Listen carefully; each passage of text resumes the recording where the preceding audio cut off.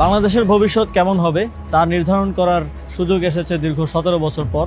নতুন বাংলাদেশ বিনির্মাণ স্বপ্নের বাস্তবায়ন কঠিন, তবে অসম্ভব নয়। যুগ যুগ ধরে চলে আসা বিভাজনের রাজনীতি নয়, প্রতিটি নাগরিকের জন্য জনকল্যাণমুখী রাষ্ট্র প্রতিষ্ঠা, নতুন সামাজিক, রাজনৈতিক ও জিওপলিটিক্যাল বন্দোবস্তের বাস্তবায়ন জরুরি। এই লড়াই সহজ নয়, তবে মতিউর রহমান, তারামন বিবি, নূর হোসেন, ফেলানী, আবরার ফাহাদ, আবু সাইদ ও মুগ্ধদের আত্মত্যাগের প্রেরণা নিয়ে আমি এই পুনর্গঠন ও বিনির্মাণের লড়াই চালিয়ে যেতে চাই। আসন্ন ত্রয়োদশ জাতীয় সংসদ নির্বাচনে আমি ধানমন্ডি, কলাবাগান, হাজারীবাগ, নিউ মার্কেট এবং কামরাঙ্গীরচরের একাংশ নিয়ে গঠিত ঢাকা 10 সংসদীয় আসনে স্বতন্ত্র প্রার্থী হিসেবে দাঁড়াচ্ছি।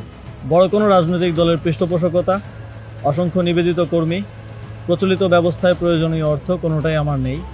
আপনাদের সহযোগিতা, সমর্থনই আমার একমাত্র অবলম্বন এবং আমার দায়বদ্ধতাও থাকবে শুধুমাত্র আপনাদের প্রতি। আমি শুধু সংসদ সদস্য পদপ্রার্থী নই, গণভোটেরও প্রার্থী।